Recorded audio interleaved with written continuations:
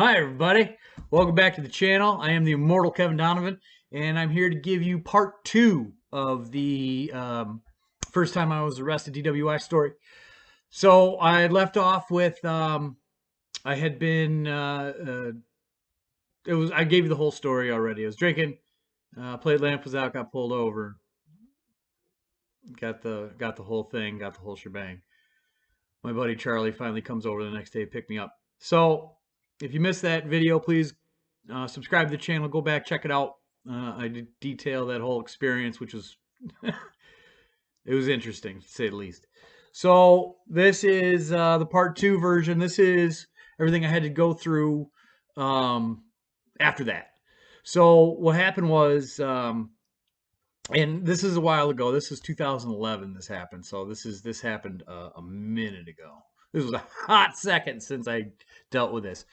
What happened is I had a court date. So I showed up for court. I didn't even have a lawyer. I didn't have anything. I had a couple of papers that they had mailed me. I'd showed up to court, and I had never been to that court particularly. And I believe it was Judge Bell at the time, who has retired. He actually retired shortly thereafter, but I believe it was Judge Bell. And I went to court, walked in by myself, shirt and tie, khakis. Happened to be another guy that I knew from the bar who was sitting there for like a traffic ticket or something. And they called my name, and I walked up. I didn't even know where to stand. It was just kind of a big room. So I just kind of stood in the middle of the room, and the judge asked me some weird questions, and I didn't understand what he was saying. And I just said, yes, sir, yes, sir, yes, sir. And he said, okay, we'll do that, we'll do that, and we'll do that, and then we'll see you then. And he told me another date, and I said, okay, thank you, sir. And he goes, okay, you're done. And I didn't know what to do. I turned around, and my buddy who's sitting in the thing, his name's Joe. Joe was like, oh, what are you doing, man? Why did you ask for that? And I'm like, I don't even know what just happened. What are you talking about? What do you mean, what did I ask for? And he goes, now you got to come back, and you got to come back and do all these things, and they're going to send you a bunch of shit. And I was like, all right, I don't know what's going on. I had no idea. This is my first time dealing with this. I had never been prior to this. The only things that I had was I had a speeding ticket once and some parking tickets. That was all I've ever had as far as getting caught breaking the law. So I had never been in front of a judge at this point. Everything I had always just mailed it in and paid it and took care of it that way. I'd never been in a courtroom like that before. So anyway, a lot of stuff comes down the pipe in the mail, and everybody was telling me, you did the breathalyzer. They have all this evidence. You're going to need a lawyer, need a lawyer, need a lawyer. And I got online and I checked around, and there was a trio of lawyers. And I forget the guy's name. It was, oh man, I forget the guy's name, and I want to put him on blast too because he wasn't great.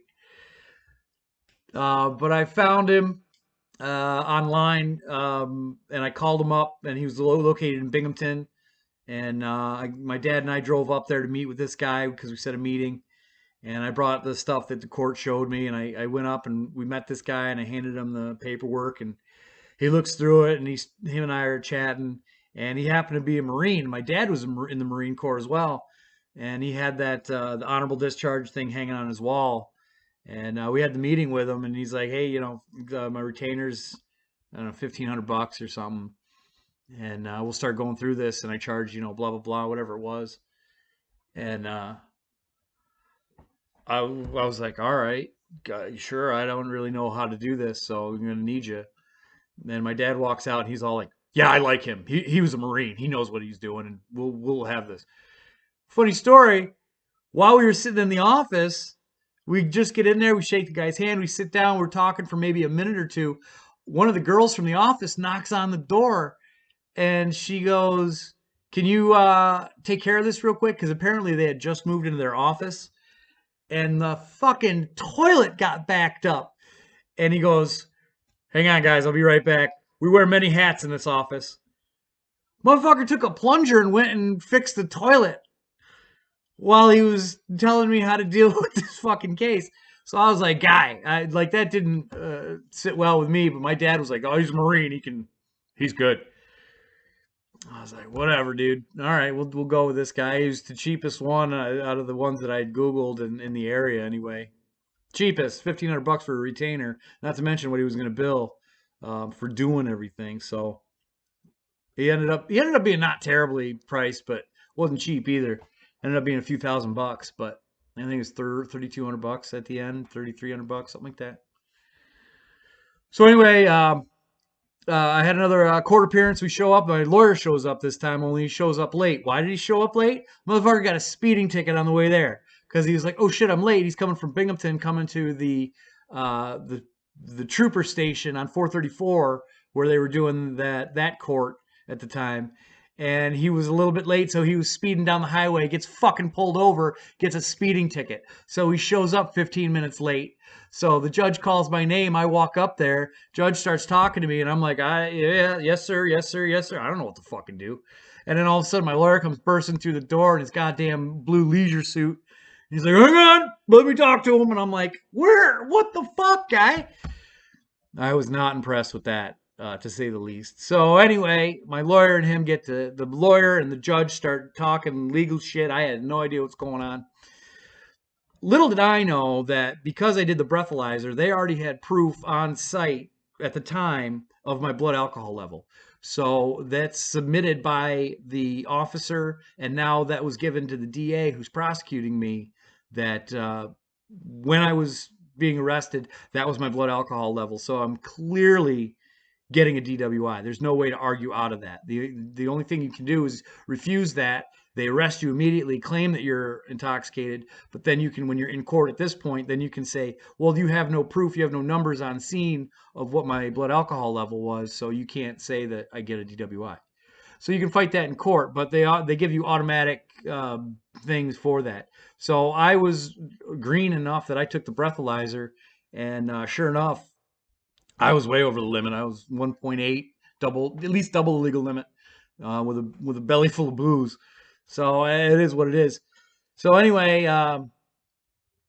my father, one of the parishioners at his church, was also in the probation. I don't know if she was a probation officer or supervisor or a clerical worker. I'm not real sure. But she had told my father that it's a good idea for me before I go to court to go get a drug and alcohol evaluation and then follow through with what they say. Because the judge is going to tell me to do that anyway. I'll get a head start on things. Come to find out, that was a bad idea. Don't do that either. Don't jump the gun. If they don't tell you to do something, don't just do that unless you feel you really have an issue and you need to get that squared away. My dumb ass goes, oh, okay. So I go down to the Tioga County building that's across from the Tioga County Jail. There's the sheriff's. Directly across the road, there's another building. You go in the back of there, and that's where they have, that's the Department of Social Services. Tioga Drug and Alcohol is back there. There's several things back in that building. So I went in there, and I'd called them, and I set up an appointment for a drug and alcohol assessment. And it was with a lady. I don't remember her name. Again, this was a number of years, more than 10 years ago now. Oh, it's 10 years ago now. Yay, happy 10-year anniversary. I go in and get the assessment, and I lied my ass off. I was like, oh, I don't ever drink. I barely get drunk. This nothing ever happens. But then she asked me other questions that I answered incorrectly, and I didn't know what they were going for. What they're looking for is, do you have an issue with alcohol? Not that you drink, and it's not the amount that you drink. It's how the alcohol affects you. Do you black out? Do you get in fights? Does it mess up your schedules? Things of that nature. And I was just like, yeah, I black out. That happens, several times. What's the big deal? Well, they're looking for you to say, no, I never blacked out. Does alcohol interfere with any relationships? I was like, yeah, sometimes we get in fights and things happen. They're looking for you to say, no, alcohol never bothers a relationship. No, it never makes me late for work. No, I don't have a problem with that. Those are the answers that if they get, they'll be like, oh, you don't have an issue with alcohol. If you answer like dum-dum, you play right into their hand. And it's not, you could say, yeah, I have 50 beers a month. And they're like, that's a lot. You're like, yeah, but it doesn't negatively impact my life. Or you could say I have 3 beers a month. but it doesn't negatively impact my life. That's what they're looking for. Not necessarily, oh, I only have one or two, maybe a night. Well, now you're having, a certain amount, and they want you to give exact numbers. I don't fucking know how much I drink, a ton at the time. So anyway, she's like, yeah, I recommend you get in our drug and alcohol program. I recommend you for the IOP program, the intensive outpatient program. It's three. She didn't tell me it was three-month sections. There's IOP is the beginning section, and then there's a name for the middle one, and then there's a name for the third one, and I forget all of those. And as you graduate, they give you a certificate for each step. So I was like, all right, whatever. So I was thinking 3 months, and I had to pay for this out of pocket. Luckily, I was unemployed at the time, and the base minimum that they have to charge you is $5 a visit. So they wanted me to come to group sessions 4 times a week. So they wanted $20 a week from me. And on top of that, they said that I had to go to AA meetings, which is funny because the whole thing about AA is Alcoholics Anonymous. They're not supposed to know you're there. They're not supposed to be able to track you. That's why it's anonymous. But they ask you to go to these meetings and then write these little reports about your meeting, what you talked about, who you talked to, this, that, and the other. And I'm like, after a while, I was like, wait a minute, you're not supposed to know that. That's why it's anonymous. Regardless. So they want you to go to 4 meetings a week. They want you to come to them 4 times a week, and you do a group session with a bunch of people. On top of that, a couple times a month, you got to meet with the lady individually and do not a reassessment, but she talks to you and see how's everything's going and how you process and everything. So I start going through that process. I start doing that whole thing. Blah, blah, blah, blah, blah. 3 months go by, and they say, hey, you graduated IOP. They kept saying IOP, IOP, IOP. You graduated IOP. You successfully completed IOP. And they handed me a certificate. I still have one. It's somewhere buried in my paperwork. But they handed me a certificate. And I was like, sweet, I'm done with this shit. I'm out. And in the 3 months that I was doing that, I was still appeared for court for the last couple of times. And the final time I went to court, he gave me the sentencing. And he said, okay, and I showed him, yeah, I'm in the Tioga County Drug and Alcohol Program. He said, okay, that's good. Go ahead and complete that. And also do the Victim Impact Panel and the DDP at the time. It's the Drunk Driver Program. They changed it to the IDP, which is the Intoxicated Driver Program, because words hurt, I guess. I don't know. I'm not sure about that. They changed the name this time around, but then it was the DDP, Drunk Driver Program. So I had to schedule getting into the drunk driver program, which is its own animal. That's once a week for 7 classes. So it's 7 weeks, but it's only once a week. And I think the classes were like an hour, maybe 2 hours per class. You had to buy your own, you had to pay to get in, which was like $200, $230. Then you had to buy a workbook. And then you had to obviously be there, and you can't miss any of them. But if you miss, I think you can miss one, but you had to make it up. But that was hard to do. You don't want to miss any of those. And the victim impact panel was a one-time deal that costs you $35. And it's at the sheriff's station. You go to the sheriff's station when they're going to do it. You're already registered. They register you. You sign up, whatever. You come, you pay your $35 with a certified check or cash or whatever you have. They take your attendance. They give you a little wristband. And then you go and you sit in a thing, and the impact panel is people that get up and tell their absolute horror stories about their drunk driving experiences. It's a victim impact panel. So it's the victims of drunk drivers, and it's also the drunk drivers themselves telling the absolute worst nightmare stories you can imagine. And it's supposed to impact you, and it's supposed to make you feel bad, and it's supposed to scare the shit out of you so you never drink and drive again. And I fucking tell you what, you sit through one of those panels, boy, it takes like 3 hours, 4 hours, whatever it is. They have several people that go up and speak. It's a tearjerker. If you get out of there without crying, you're a soulless sociopath or some shit, man. They talk about some brutal shit. People coming in talking about their whole family got wiped out, their kids got killed, people are mutilated and dying, all because of drunk drivers. And I get it. And I never want to hurt anybody like that, but good Lord. So anyway, I do the victim impact panel. I sign up for the DDP program. I'm going through the the IOP. So I say I graduated the IOP. They gave me the certificate, and so I quit going. I stopped showing up, and they started sending me letters. The Tioga County Drug and Alcohol did said, "Oh, what are you doing? You're not showing up. We're going to kick you out of the program." And I said, "Kick me out of the program? I graduated. What are you talking about?" They said, "You're going to have to go to court and talk to the judge about it." And I'm like, "Okay." So they set a court date. I go to the judge, and the judge is like, "What's this about? You didn't complete?" And the first thing I did is go, "Judge, I have the graduation certificate right here. Look." And he takes it and he looks at it. He goes, "Oh, you did." Because it was the IOP completion certificate. It was phase 1 of IOP completed. I didn't really know that. I knew that there was other phases, but they only said I needed to do the IOP. They didn't talk about doing the other 2. So I hand the judge, like, "Look, I've finished. I did this." And I hand him the paperwork. I said, "Here, man, take the paperwork."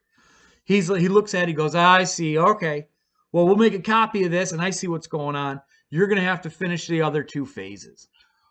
Well, that fucked me. So now I'm stuck for another 6 months going to this program that I might have been able to avoid had I not pre-jumped in.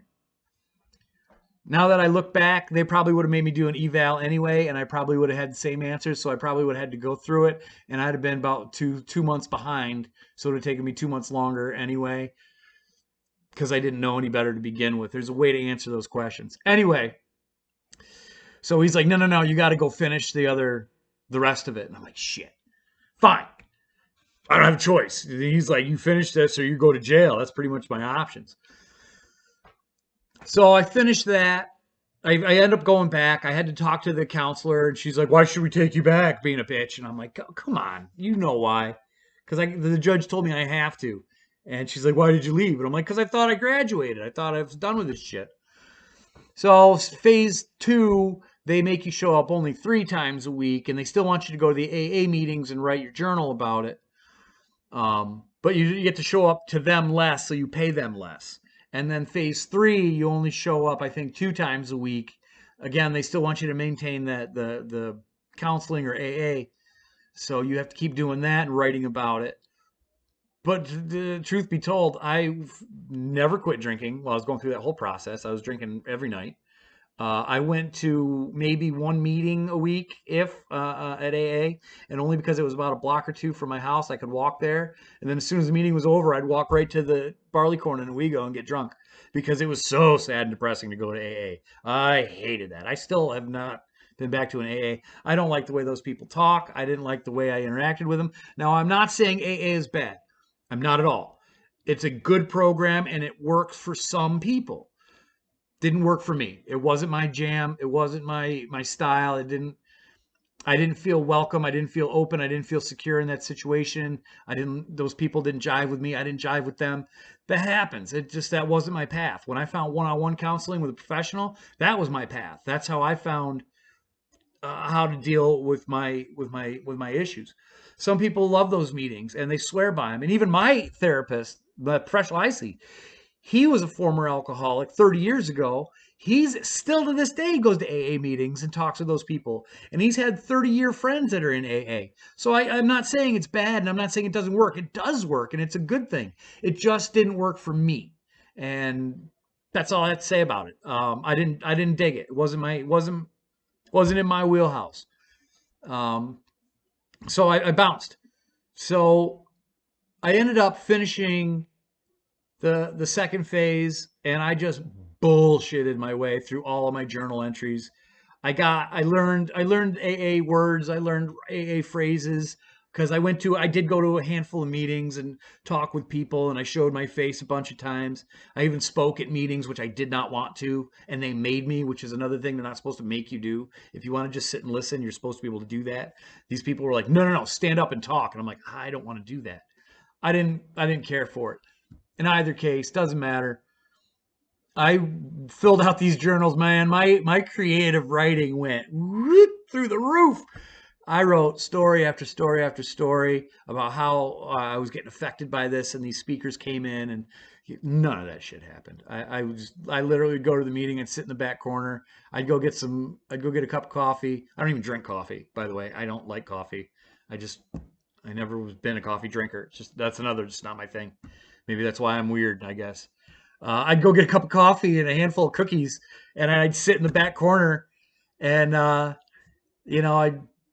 just hang out to the end of the meeting, trying to involve myself as little as possible. And as soon as the meeting got out, I'd just hightail it out of there, and I'd go straight to the bar. I drank the whole time. And back then, they had P tests regularly when you went to the group sessions in the drug and alcohol thing. They wanted to drug test you all the time, make sure you weren't doing it. And I knew that several of the people that were in the thing with me were potheads, and I was a huge pothead back in the day. I have nothing against that; just the term that I'm going to use for that. I was a pothead, but I knew there were potheads in the thing, and I knew that they were also doing what I was doing, is still doing their shit. But you can't get caught, obviously. But their P test didn't test for alcohol. They only tested for other drugs. They didn't even bring a breathalyzer. They said they were going to use a breathalyzer all the time. They never brought a breathalyzer in. So all the time, I raised my hand and volunteered to go P test constantly. And I would always do that because I never did any other drugs, but I was drinking all the time. So they couldn't catch me. I didn't do weed. I didn't do cocaine. I didn't do any of that shit. So I would always volunteer to go and take the piss test because it was a lady that administered, not a girl, it was a lady. And it was a nice woman that's trying to help people. But she would have to stand outside the bathroom. She wasn't allowed to come in and watch me pee. So I would go to the bathroom by myself, pee in the cup, and then come out and hand it to her, and they'd sit there and wait because it's got the little strips on the outside that changes colors, little litmus paper test thing. And I would always pass 100% clear. But I'd always volunteer because I knew the other guys didn't want it because they were probably smoking dope of some kind. I don't give a shit. So I always tried to bite the bullet for those boys and take the test for them. So I did that, and I drank the whole fucking time. I mean, I walked into those meetings still trickle buzzing from the night before. Just because I was so addicted and stuck in my addiction of alcohol, and I was such denial, and I had such just a bad way to think about things and a bad way to go about things. I'm trying to look in the lens, not the monitor. I just had a bad way about things, and I just stayed drinking the whole time, and I didn't want to recover. You can't make an addict recover. You can't. You no matter what you challenge them with or force them to do, unless the addict decides that they want to change and they want to get their lives different and better and whatever, unless they make that decision, you can't do it. You can threaten them with jail. You can threaten them with death, because death is staring addicts in the face, and they do not give a shit. People with nothing to lose, the most dangerous people on the planet, they don't give a fuck. They don't. And they'll do whatever they can. They'll do whatever it takes to get what they feel they need. And it's wild, the lengths some people go to. So I ended up going through and doing the IOP. Then I did the second phase, graduated that. They gave me another certificate. Then I did the third phase, graduated that. They gave me a stack certificate. She's like, you're going to need these. If you have to put this on like a job application, or somebody asks, or the court needs another copy. So this lady that printed me out like a bunch of copies of the final phase completion. I also, after that, I had to start and do my 7 weeks of the DDP program. And I did that program, and that was pretty easy. And actually, believe it or not, I believe personally that every high school senior should be made to take the DDP program, which is now called the IDP program. And it's a 7-week course. It should be a pass or fail for high school seniors nationwide, regardless of what school you're in, where you're from, what you're doing. That's a brilliant course.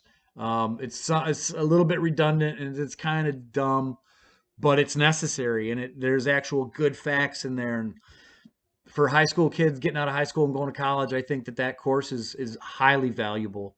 And I think it's worthwhile that we put that in the curriculum, in the budget, that every high school senior takes that their second semester of senior year and go through that. I really think that's important.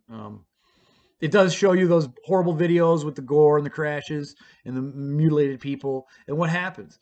And it's pretty intense, but it's for a reason. It's for a purpose. I think it will impact you and save lives. That's what it's for. I did that, went to the victim impact panel. That was wild. That was only a one-night thing. But man, I tell you, there was one girl. This is the crazy part about drinking and driving. Don't do it, by the way. There was a girl that was in my group. There was boys and girls mixed co-ed in the group session, which is another reason why I didn't like group sessions. it's hard to open up and really be vulnerable and share when you're still trying to protect yourself against strangers. When you have males and females together at certain ages, it just didn't jive, you know. But there was this one girl in there. She was I'm not going to comment about her looks or anything, or her attractiveness. That's not right. But her story was crazy. She was, I believe, she was at her after prom party. She went to prom. She went to a friend's house. They were having an after prom party. They were drinking. She got blackout drunk, got in her car, drove, got in a huge accident, killed a guy, and woke up in jail. And when she said when she woke up, she didn't know what happened. She's like, where am I? What's going on? I was just at a party. She didn't even know she did it. She was in huge. I mean, they throw the book at you when that kind of stuff happens. You know, even if you are responsible for your actions, whether you know you've done them or not. And she was so blackout drunk, she had no recollection of getting in the car, driving, getting in the accident. None of that was in her mind. That was all gone. It was all erased from the how much booze she drank, whatever she drank that night. I just felt terrible for that girl. And I hope that she's got her shit together. She was in the program. She wasn't locked up at the time. She had served time in county, I believe, maybe in I'm not sure where, to tell you the truth. She had served some time in county, but she had to go through this program as well. And I remember hearing that story, and I'm like, wow. And she was young. Maybe she was 21 by the time she was going through that program. I think she was 18 when it happened. Like, it was pretty crazy. I felt super bad for her, but that happens. You know, if you drink, you black out, you get behind the wheel, you can get in a huge accident and seriously hurt or kill someone. Wake up in a jail cell and be like, last thing I remember was hanging out at the bar. Now you got an officer banging a nightstick against the jail door, the cell door, and be like, "Hey, inmate, get up!" And you're like, "What's going on?" I can't imagine the terror and the fear and everything that goes through your mind when something like that happens. That's crazy. So anyway, the flood also hit in 2011, and it destroyed the house I was living in. Um, I happened to get a check from FEMA. I filed a FEMA claim. The FEMA guy showed up, saw that the house was wrecked, and they qualified me for a check for like $1,200 or something like that, like 1280 or something like that. And I got a check for some money, and the DMV slapped me with a $750 fine. Just the DMV. This is not even the court issue, the court fines. My parents were helping me out pay that at the time because I was still a poor bum. I wasn't working. I hadn't started my pool business, and I had quit my last gig, so I was incapable of paying a lot of this. I happened to get that $1,200 so I could pay the DMV fine, and I think I paid one other bill that I had. I don't know, maybe it was a car payment or an insurance payment or something, and I paid my insurance or my membership dues to my Elks Lodge, and I had a couple $100 left over, $100 left over, whatever. I gave my parents.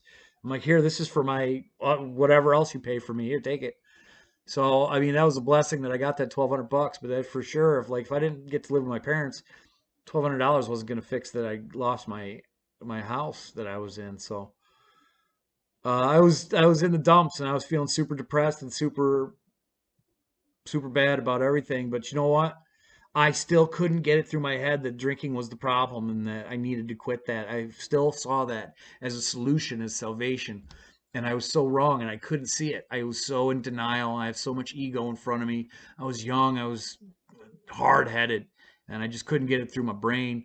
But I graduated everything that they made me go through and I paid everything that they made me pay.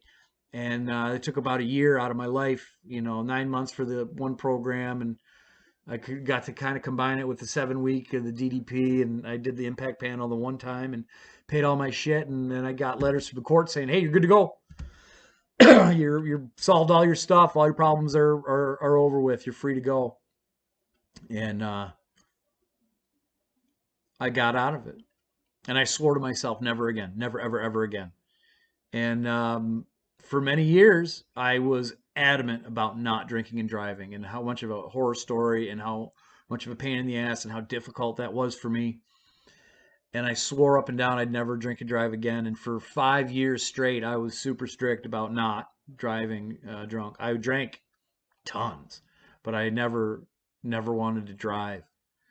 And then the 6th year rolled around and I started to get complacent. I started telling it was hard to get rides and it was hard to bother people late at night to get home. And Uber was either non-existent or wildly expensive. And Joe, let me tell you what, a $50 Uber, a $75 Uber, a $100 Uber is way cheaper than a $10,000 DWI. Facts. So go ahead and get you that Uber, even if you have to wait an extra 45 minutes. Better idea.